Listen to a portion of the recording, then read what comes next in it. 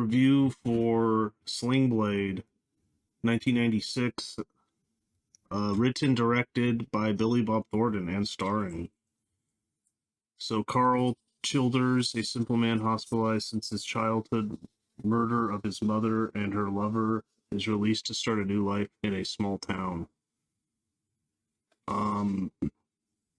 But yeah, I recently just watched this, and I've been meaning to watch it for a while. I remember seeing it like a long time ago and enjoying it, but this was the director's cut. I don't really remember the differences between the two cuts.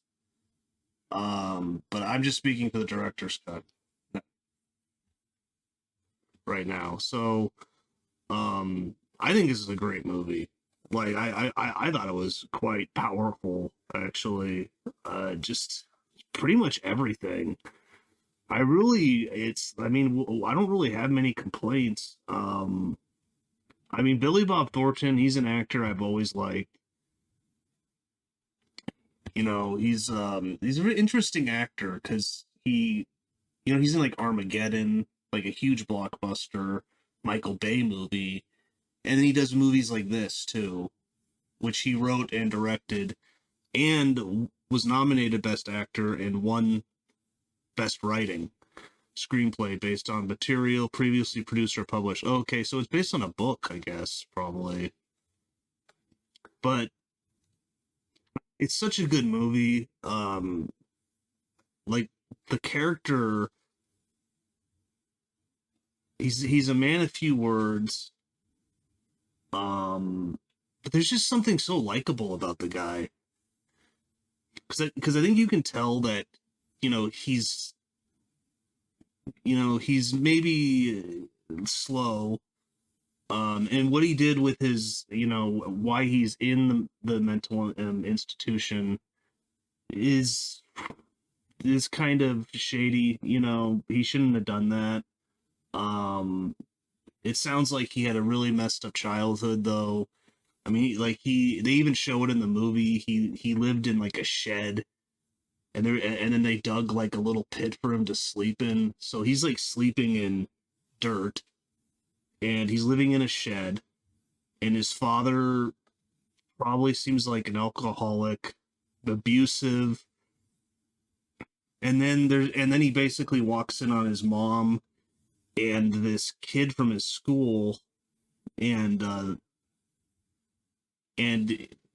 he thinks that the kid's attacking his mom, and he has a sling blade, but then he calls it a Kaiser blade, but he says he's like, you know, I don't know if I could do his voice, but you know, most people call it a sling blade. Tell you what.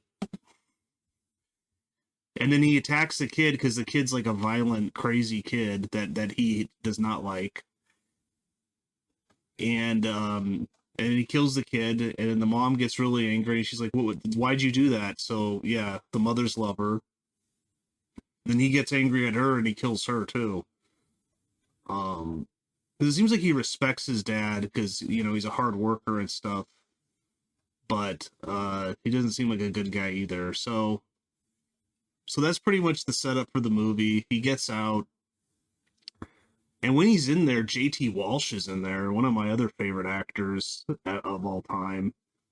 Unfortunately, he died in 1998. I think of a sudden heart attack. But he gets out. He doesn't really have anywhere to go, so they let him sleep in the back of this mechanic shop because it's like the one thing he can do is he's good at like fixing small engines. And then he meets this kid, basically, Lucas Black, and they strike up a friendship because in many ways he's like a child in many ways. And yeah, and then the rest of the movie goes on. I mean, Lucas Black is great in it. He's like supposed to be like 12. Like throughout the movie, I was thinking, like, why couldn't Lucas Black have been in The Phantom Menace? You know, like, I don't know. No offense to man, what's his name in the Phantom Menace? But he's just not good. It's like, you know, it's always a risk, it seems, when you're doing a movie with child actor, and he's in it a lot. He's in this movie many scenes. But he's great, and it's just like, why couldn't he be in Phantom Menace? And then so I was just thinking that I was like, it's just so weird that Lucas went with that actor. But anyways, John Ritter is in this. He's the manager of Natalie Canderday, and they work at, it's kind of like, I think it's like a dollar store, or you know, like 99-cent store or something, and he's the manager, and they're like best friends. And John Ritter in this is gay. And there's a pretty funny scene when he's telling Billy Bob Thornton that. That scene's pretty hilarious too, because he's like, it's like you, it seems like you're always in deep thought. It's like, what are you thinking about right now? And then Billy Bob's like, I like these French fried taters with mustard on them. Reckon. And he's like, well, what were you thinking about before? And he's like, I was reckoning to get some food or something like that. And and John Ritter's just like kind of sitting there, like, he doesn't really understand the guy, but he can tell that he's a good guy, and that he wouldn't hurt Lucas Black or his mother, you know, who's like his best friend. I mean, basically family. But unfortunately, the mother dates this guy, Dwight Yoakam, who almost always plays like just like not a good guy, but he does it well. So that's why they hired him. And it seems like he used to be like a country music singer or something. But I mean, even he's great in it. You really hate him, Dwight Yoakam, Doyle. He definitely seems like an evil man that basically just likes to bully people and kind of share with them, you know, like he's just a miserable person, and he just kind of wants to spread misery in a way. So I thought that movie did that very well. The scenes between Billy Bob and the main cast and Dwight Yoakam are great. You could just tell Billy Bob hates this guy. Absolutely hates this guy. Just like he hates JT Walsh, who's in the mental institution. And JT Walsh like abducts girls, but that's what it seems like he's talking to him about. That he's a, you know, basically a serial killer. Like he abducts young girls. And Billy Bob's just so good in this, just like little tiny things. When JT Walsh is talking to him, you can just tell like he just hates this guy. Because, you know, in a way he's a bully too. And he just does not like bullies. So I thought that was nice on the script, because JT Walsh is a preview of Doyle. I mean, JT Walsh is worse than Doyle. He is, but you know, JT Walsh is locked up probably forever in this mental institution. So, but it's a simple movie. The director's cut is like 2 hours 20 minutes or something like that. But man, I just found it just so watchable, and Billy Bob's performance is just amazing. It's like, what is that line in Tropic Thunder where he's like, "You never go full retard"? I know you're not supposed to say that word anymore, but I mean, it's a funny line in Tropic Thunder, and I think it is true. If you go too far into a character like that, I think the audience is just like, what am I watching here? But I think with Billy Bob's character, it walks the perfect line. It walks the perfect line where he's obviously this isn't a, you know, a scholar, but he's not totally dumb, and he for some reason is a great mechanic, like of small engines, like, you know, lawnmowers and stuff like that. So anyways, I was thinking that throughout the movie of this, that Tropic Thunder scene, and I think that's a tip for screenwriting. So I think it's very true. And you know, throughout the movie, there's, you know, great scenes between Lucas Black and Billy Bob. Um, you can really tell that Billy Bob cares about him and his mother, and John Ritter, and he just hates Dwight Yoakam. And then Dwight is like, you know, he's an alcoholic, and he's even mean to like his friends. Like he brings over like his friends, and they're musicians and they're playing, and one of them's like paralyzed, and then uh they like go and get beer, and he's driving drunk, and then there's a cop next to him, but he's like good buddies with, it's like, you know, it's like the South, they're like good old boys, and he's buddies with them, and they're like, hey, you're not driving drunk, are you? And he's like, yeah, pretty much. And then they just let him keep going. It's like, wow.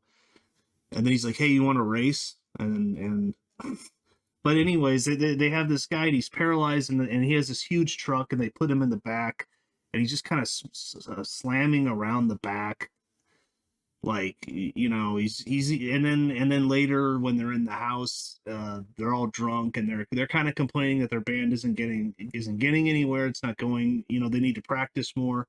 Then all of a sudden Dwight Yoakam just gets so pissed, throws a beer at the window, breaks the window, screaming at them to get out, calls them losers, and um you just really see how cruel this guy is, even to his like friends.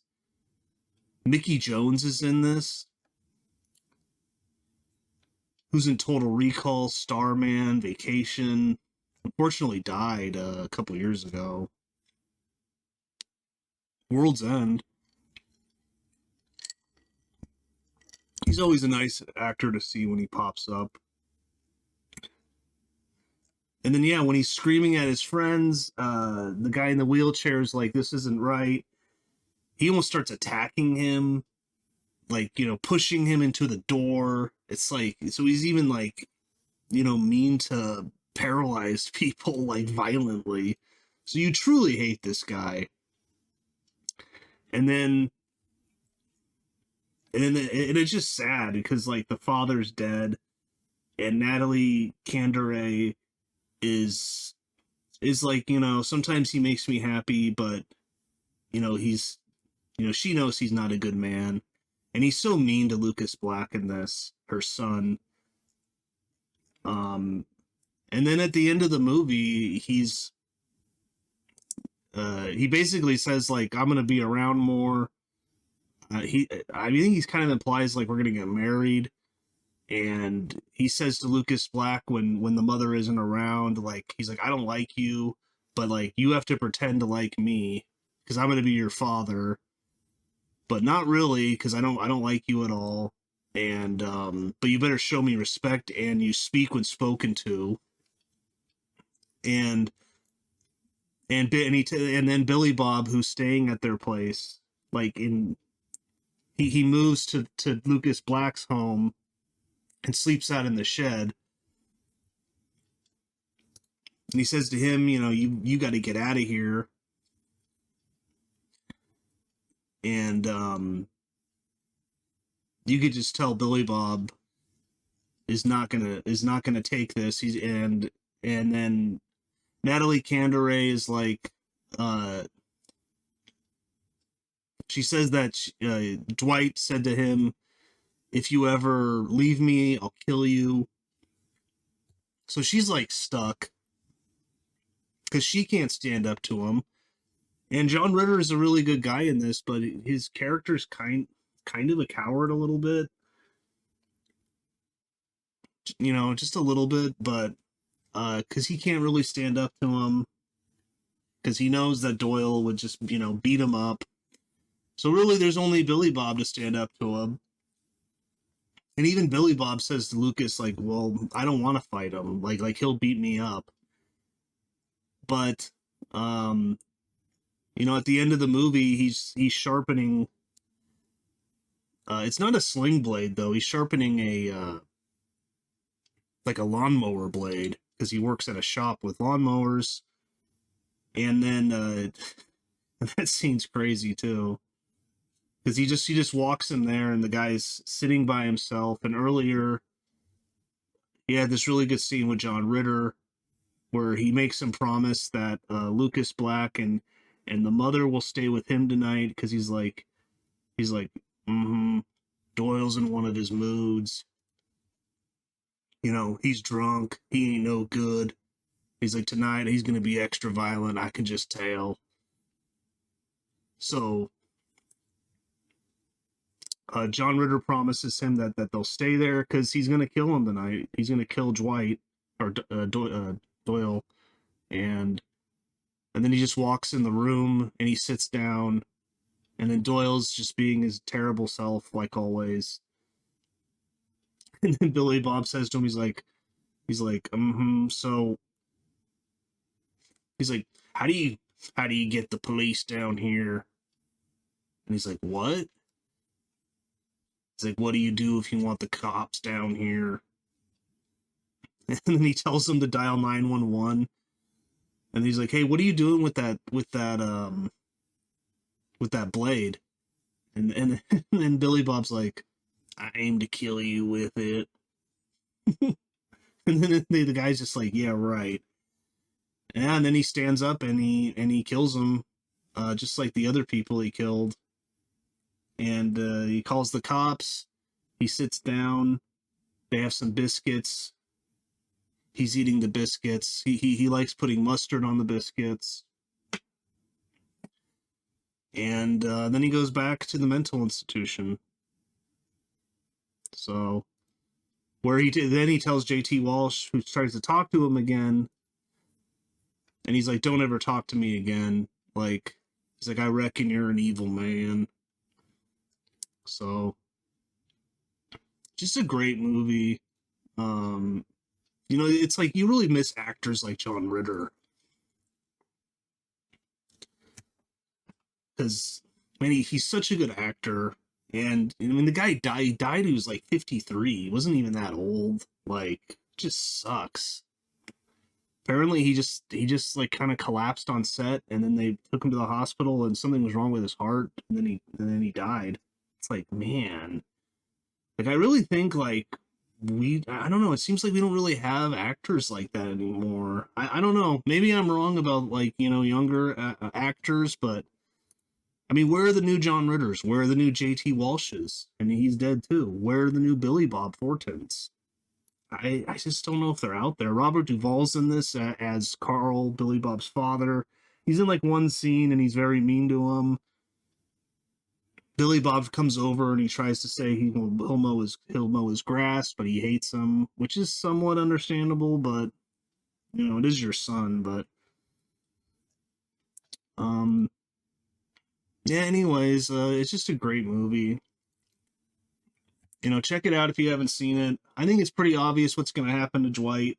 You can just tell he hates him, and he's not going to let him, hurt the mother or Lucas Black. So the movie was made for $1.2 million.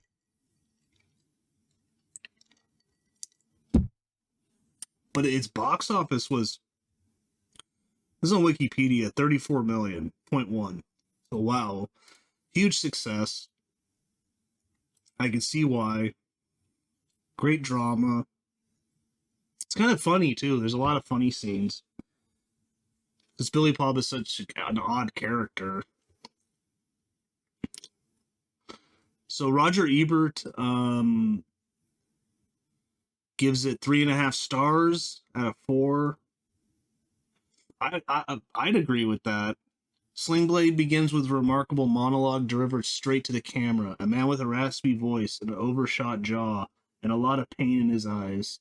He reckons we might like to hear about this story, and so he tells it. His name is Karl Childers. Great name too, because he's pretty much like a child. That's got to be on purpose. He is, and this is Ebert. He is retarded, and he has been in a state facility since childhood. When he found his mother with her lover, killed them both. But now he says, "I reckon I got no reason to kill no one." Carl was talking to his reporter about his release from the institution. They reckon he's been cured. They are probably right. If Forrest Gump had been written by William Faulkner, the results might have been something like Sling Blade. The movie is a work. Yeah, see, I'd say I like this more than Forrest Gump, but a little similar in some ways. But I think it's better. The movie is a work of great originality and fascination by Billy Bob. I guess William Faulkner wrote the book or something. Billy Bob, who wrote it, directed it, plays Karl Childers. He says the character came to him one morning while he was shaving, and he started talking to himself in the mirror in Carl's voice. Thornton is a former country musician turned screenwriter. He wrote the remarkable One False Move and A Family Thing. I didn't know that. So he's a musician. He plays Carl as a man of limited intelligence and great seriousness, who reasons as well as he can and feels deeply. There is pain, humor, irony, and sweetness in the character, and a voice and manner so distinctive. He is most memorable. He is the most memorable movie character I've seen in a long time. And the way of his freedom unfolds has a terrible fascination. We can guess where the events might be leading, and we can see how they cannot be changed. On his release from prison, Carl is more or less a loose end. He can fix almost anything and gets a job as a garage mechanic. He encounters and befriends a young boy named Frank, Lucas Black, and senses immediately that the boy has a wounded spirit. He meets the boy's mother, Linda, who has a good heart and offers to let Carl live with them in quarters in the garage. Carl soon understands the wounded look in Frank's eyes because he meets Linda's boyfriend, Doyle, who likes to lounge in the living room, drinking one long neck beer after another and ruling the roost with loud, boorish opinions. His criticisms of the boy are especially cruel. Carl watches and listens and thinks. There's another key character in the story. Linda's boss, Vaughn, John Ritter, a homosexual who accepts his sexuality but seems sort of apologetic about it, and who is also Linda's best friend. It's hard to understand why Linda stays with the venomous Doyle, but maybe it's a version of a battered wife syndrome, and she can't imagine leaving him. Well, she's also deadly afraid of him too. Only Vaughn and her son make life bearable. She probably fears for her son more because he truly hates the kid. So, you know, he'd maybe kill the son instead. So she's kind of in a bad place. The movie's ultimate destination is not hard to guess. Yeah, I agree. But we feel a certain satisfaction when it arrives there. And by then, we have come to know Carl with a real understanding and fondness. He is a character unlike any other in the movies, an original, and in creating him, Thornton has made a place for him among the best new filmmakers. As an actor, he creates a difficult character and finds exactly the right way to play him. If there were the slightest justice and curiosity in the Academy Award process, Thornton's work here would get a nomination. And it does, and he gets, best writing screenplay. So I pretty much agree with that. 3.5 out of 4 stars. I'd maybe give it 4 stars out of 4 because it's like, I mean, what would I change? But I watched the director's cut. This is probably just a theatrical cut. So,